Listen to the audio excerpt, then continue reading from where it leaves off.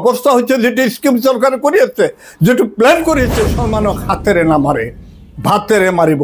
খাদ্য, চাকরির অভাব, মাটি বাড়ি সম্পত্তি উৎসাহৰ নামত নিচ্ছিন্ন কৰিয়াছে। এই নিচ্ছিন্নতা মুসলমান আপোন আপুনি মুসলমানসকলক এলাগি কৰি পেলাইছে। আৰু মুসলমানসকলক এই বসুন্ধৰাৰ নামত মাটি বাড়ি খাদ্য নিচ্ছিন্নতাৰ নামত মুসলমানসকলৰ মাটি সম্পত্তি নাথাকিব, বিচ্ছিন্ন। আৰু নেপালৰ বাহিৰে পৃথিৱীৰ এনে কোনো দেশ নাই যে গৰু মাংস। মুখ্যমন্ত্ৰীৰ এক মুখত দুই কথা, দুটা মুখ, মানুহ এজন মুখ দুটা। এই চৰকাৰৰ দিনত দেখা গৈছে এটা মেলা আৰু খেলা, জুৱা খেলা আৰু মেলা এই মুসলমান এলাকাত ওপেন হৈছে। আৰু এইটোত আৰু পাৰ্মিশ্যনৰ ক্ষেত্ৰত কোনো তদন্তৰ কথা নাই। পাৰ্মিশ্যন এইটোতো সহজে পায়, বেলেগত নাপায়। মই আব্দুল জলিল তালুকদাৰ, ঐক্যৰ শান্তি মঞ্চৰ সভাপতি অসম। মাননীয় সাংবাদিকসকলক সম্বোধন কৰি মই আগন্তুক নতুন বছৰৰ অসমবাসীৰ সকলোকে শুভেচ্ছা জনাইছোঁ। 2024 চনটো, বিশেষকৈ 2021 চনৰ পৰা এই চৰকাৰৰ দিনত অসমৰ মুছলমানসকলৰ দুৰ্ভাগ্যজনক চিহ্ন হিচাপে দাগ পৰি গৈছে, দাগ হৈ থাকিব। সেয়ে আগন্তুক নতুন বছৰৰ পৰা আমি আশা কৰিছোঁ অসমত শংকৰ আজানৰ দেশৰ যিটো ঐক্যৰ এনাজৰী, সেইটো মজবুত কৰাৰ কাৰণে ধীৰভাৱে অসমবাসীয়ে চিন্তা কৰিব লাগিব। এই চৰকাৰৰ দিনত শান্তি সম্প্ৰীতিৰ আৰু ঐক্যৰ সমন্বয়ৰ অভাৱ ঘটিছে, আৰু সমন্বয়ৰ হেতুটো বান্ধনটো নিচ্ছিন্ন কৰাৰ প্ৰক্ৰিয়া চলিছে।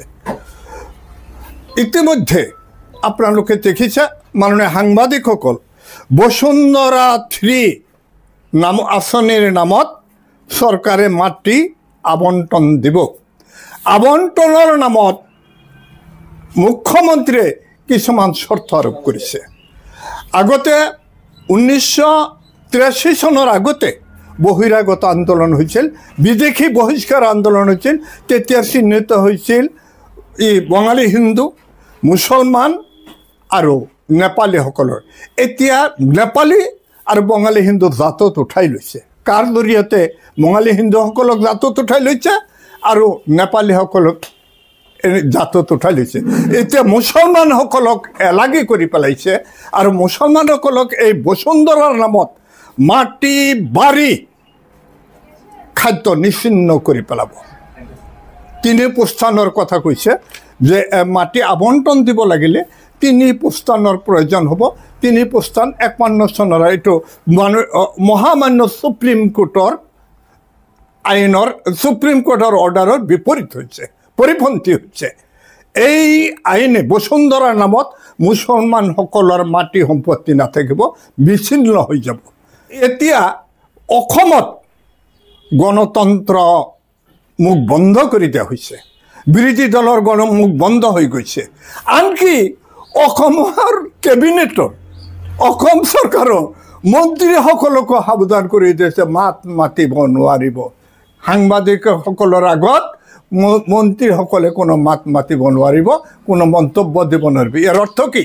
মুখত সোপা দিয়া হৈছে। আৰু এইটো 2টা অৰ্থ বুজাইছে। এটা হ'ল মন্ত্ৰীসকলে যদি কোনো মাত মাতিব নোৱাৰে, তেনেহ'লে এটা কথা ৰাইজে বুজিব লাগিব যে নিশ্চয় মন্ত্ৰীসকল অনুপযুক্ত, অপৰিপক্ক। আৰু এটা কথা যে এজনীয়া চৰকাৰ চলিছে, মন্ত্ৰীসকলৰ কোনো ধৰণৰ নাম বাস্তে কেৱল মন্ত্ৰী থাকিব, এজনৰ কথাত এই অসমখন উঠা বহা কৰিব লাগিব, আৰু উঠা বহা কৰি আছে।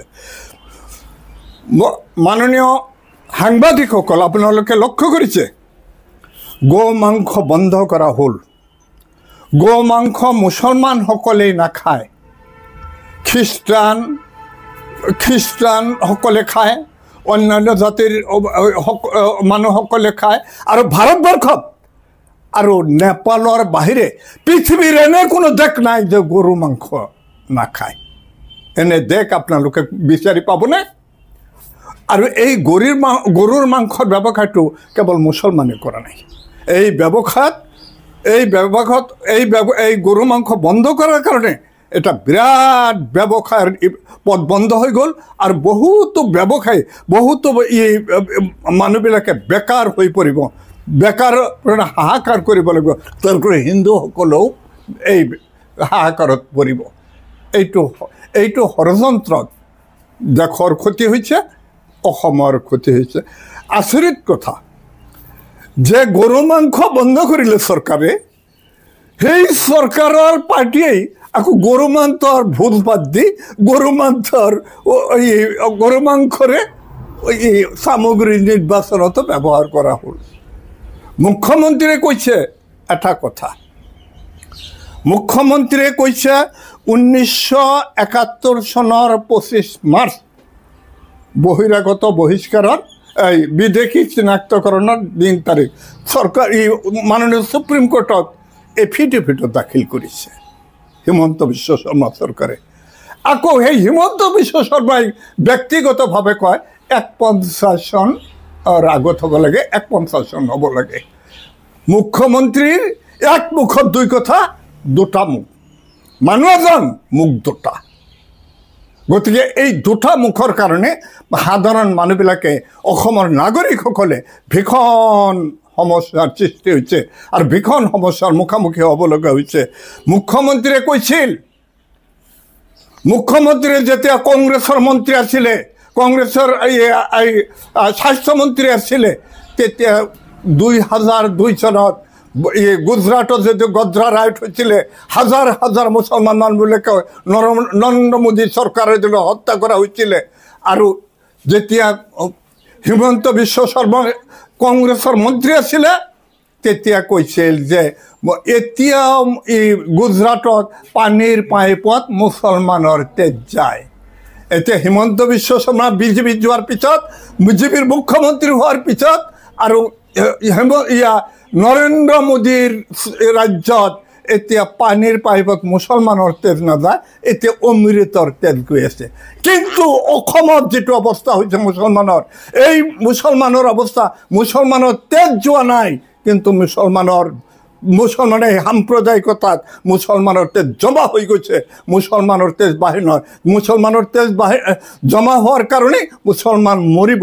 যিটো অৱস্থা হৈছে, যিটো স্কিম চৰকাৰে কৰি আছে, যিটো প্লেন কৰিছে, মুছলমানক হাতেৰে নামাৰে, ভাতেৰে মাৰিব। খাদ্য, চাকৰিৰ অভাৱ, মাটি বাৰী সম্পত্তি উচ্চজাৰৰ নামত নিচ্ছিন্ন কৰি আছে। এই নিচ্ছিন্নতা মুছলমান আপোন ধ্বংস হৈ যাব। গতিকে মাননীয় সাংবাদিকসকল আৰু মই অসমৰ জনগণক নতুন বছৰত এইটো উপলব্ধি কৰিবলৈ আহ্বান জনাইছোঁ। আপোনাৰ মুছলমানসকলক ইতিমধ্যে মুখ্যমন্ত্ৰীয়ে কৈছে মুছলমানক সম অধিকাৰ দিয়া হৈছে, সম বণ্টন দিয়া হৈছে। মই মুখ্যমন্ত্ৰীক মুকলি আহ্বান জনাইছোঁ, মুছলমানক কি সম অধিকাৰ দিলে, কি তুচ্ছ তাচ্ছিল্যৰ এটা স্কিম দিয়া হৈছে, তাৰ বাহিৰে কি সম অধিকাৰ দিছে? এইটো মুছলমানক চেতিয়া দিছে তুচ্ছ তাচ্ছিল্যৰ স্কিম। আৰু এটা কথা, যদি মুছলমানক সম অধিকাৰ দিয়া হৈছে, সম বিতৰণ কৰা হৈছে, 1 লাখ চাকৰি দিয়া বুলি মুখ্যমন্ত্ৰীয়ে একদম ডাকডোল বজাই আছে, মুছলমানক কিমান পাৰ্চেণ্ট দিয়া হৈছে ৰাজহুৱা কৰক মুখ্যমন্ত্ৰীয়ে। পিয়নৰ নামত হওক, কেৰাণীৰ নামত হওক, উচ্চ চাকৰি বাদ দিয়ক, এই পিয়ন চকীদাৰত মুছলমানক কিমান পাৰ্চেণ্ট দিয়া হৈছে এটা ৰাজহুৱা কৰিব লাগে মুখ্যমন্ত্ৰীয়ে। ঠিকা ঠুকলিত কিমান পাৰ্চেণ্ট পাইছে, বেংকৰ ঋণ কিমান পাৰ্চেণ্ট পাইছে, কিমানজন মুছলমান নিবনুৱাসকলক বেংকৰ ঋণেৰে সকাহ দিছে, মুখ্যমন্ত্ৰীয়ে ৰাজহুৱা কৰক। আপোনালোকে জানে সংখ্যালঘু উন্নয়ন পৰিষদ এখন আছে। সংখ্যালঘুসকলৰ ছাত্ৰ ছাত্ৰীসকলে যিটো সামান্যতম এটা জলপানীৰ স্কলাৰশ্বিপ আছিল, সেইটো বন্ধ কৰা হৈছে এই চৰকাৰৰ দিনত। এতিয়া মুখ্যমন্ত্ৰীয়ে এটা কথা কৈছে, ইতিমধ্যে শাক পাচলি কিনা বেচাৰ ক্ষেত্ৰত মানুহ চাই কিনিব, অচিনাকি মানুহৰ পৰা কোনো বস্তু কিনা বেচা নকৰিব। এতিয়া মুখ্যমন্ত্ৰীক মই আহ্বান জনাইছোঁ, সেই অচিনা মানুহবিলাক কোন?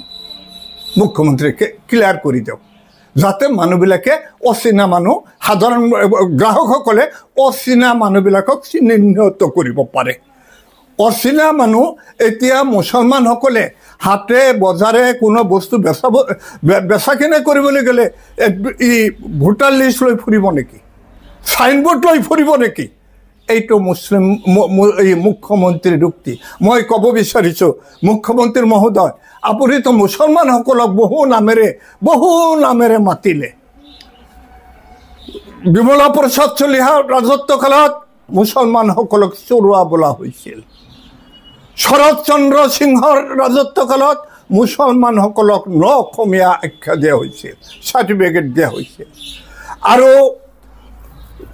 তাৰ পিছত মুছলমানসকলক বিদেশী বহিৰাগত কোৱা হ'ল এতিয়া আমাৰ হিমন্ত বিশ্ব শৰ্মাৰ ৰাজত্বকালত বিজেপিৰ ৰাজত্বকালত মুছলমানসকলক মিয়া গৰিয়া মৰিয়া বিভিন্ন ভাগেৰে ভাগ কৰা হ'ল মুছলমানসকল মিয়া নামটো সিদিনা আমাৰ মুখ্যমন্ত্ৰীৰ সদনত কৈছে যে আৰু মিয়া বুলি মই নকওঁ যদি আপোনালোকে বেয়া পায় ধুনীয়া কথা এতিয়া আমাৰ মুখ্যমন্ত্ৰী মুছলমানসকলক কি নামেৰে মাতিব এইটো এটা প্ৰকাশ কৰক মুছলমানসকলক তেওঁ কি নামেৰে মাতিব বিচাৰিছে কাৰণ তেওঁতো আগতে কৈছে শাক পাচলিৰ ক্ষেত্ৰত অচিনা মানুহৰ পৰা নল'ব মুছলমানে কি নামেৰে পৰিচয় দিব এইটো মুখ্যমন্ত্ৰীয়ে কওক আৰু এটা কথা আঙুলিয়াই দিব বিচাৰিছোঁ যিটো হৈছে এই যে ইতিমধ্যে এটা সাইনবোৰ্ড দেখিছোঁ মুখ্যমন্ত্ৰীৰ উক্তিৰ পৰাই আপোনালোকে অচিনা মানুহৰ পৰা শাক পাচলি নল'ব অচিনা মানুহ এই মুছলমানৰ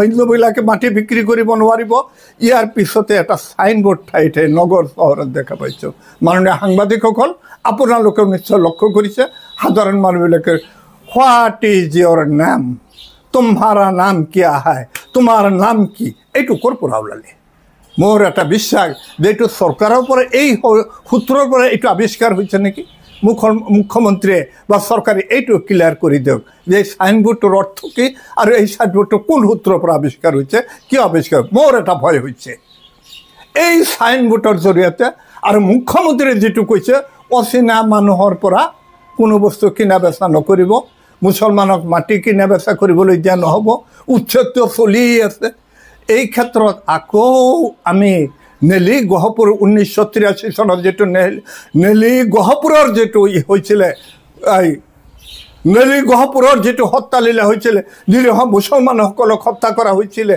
নিৰীহ সংখ্যালঘুসকলক হত্যা কৰা হৈছিলে সেই নেলি গহপুৰৰ পুনৰাবৃত্তি হ'ব নেকি আমাৰ ভয় হৈছে গতিকে নতুন বছৰত সকলো অসমৰ বুদ্ধিজীৱীসকলক অসমৰ মানুহসকলক ধৰ্ম নিৰপেক্ষসকলক এটা আহ্বান জনাইছোঁ অসম শংকৰ আজানৰ দেশ এই শংকৰ আজানৰ দিনত শংকৰ আজানৰ দেশত যাতে সমন্বয় দৃঢ় হয় সমন্বয় যাতে মজবুত হয় কোনো সাম্প্ৰদায়িকৰ অপশক্তিয়ে যাতে কোনো ধৰণৰ গ্ৰাস কৰিব নোৱাৰে যাতে অন্ধকাৰচ্ছন্ন এতিয়া মুছলমানসকলে দিন বিচাৰি পোৱা নাই অন্ধকাৰত চকু মুদি আহিছে গতিকে এই ক্ষেত্ৰত অসমবাসীয়ে নজৰ দিব লাগিব বুদ্ধিজীৱীসকলে নজৰ দিব লাগিব আৰু সমন্বয় দৃঢ় কৰাৰ কাৰণে সকলোৱে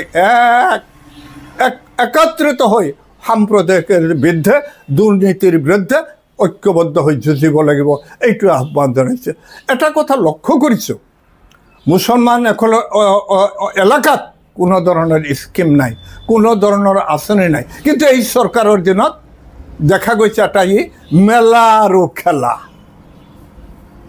জুৱা খেলা আৰু মেলা এই মুছলমান এলেকাত অপেন হৈছে আৰু এইটোত আৰু পাৰ্মিশ্যনৰ ক্ষেত্ৰত কোনো তদন্তৰ কথা নাই পাৰ্মিশ্যন এইটোতো সহজে পায় বেলেগত নাপায় গতিকে এই ক্ষেত্ৰত মুছলমান এলেকা ধ্বংস হৈ যাব জুৱাৰ খেলা এই মেলা আৰু খেলাত গোটেই এটা অঘোষিত স্কিম বুলি বৰ ধাৰণা হৈছে মুছলমান এলেকাত এনে এটা হৈছে যাতে মুছলমানসকলে একো ভাবিব নোৱাৰে খাওঁ পিয় ফূৰ্তি কৰোঁ কবিজনৰ নাম মই পাহৰিলোঁ তেওঁ এটা কথা কৈছিলে যে খাওঁ পিয় ফূৰ্তি কৰক সেই খাওঁ পিয় ফূৰ্তি কৰাৰ স্কিমটো যেন লোৱা হৈছে নহ'লে চৰকাৰ থাকোঁতে প্ৰশাসন থাকোঁতে কেনেকৈ পাৰ্মিশ্যন হয় কেনেকৈ জুৱা খেলে কেনেকৈ জুৱা খেলিব পাৰে গতিকে মুছলমান যদি বুদ্ধিজীৱী আছে, শিক্ষিত মানুহ যিবিলাক আছে, তেওঁলোকে নজৰ দিয়া উচিত, তেওঁলোকে অলপ মনোনিৱেশ কৰা উচিত। মই আহ্বান জনাইছোঁ আৰু সকলোৰে প্ৰতি আগন্তুক নতুন বছৰৰ শুভেচ্ছা জনাইছোঁ। এইখিনি কৈয়ে মই আপোনালোকক শেষ শুভেচ্ছাৰে আকৌ নতুন বছৰৰ শুভেচ্ছাৰে আহ্বান জনালোঁ।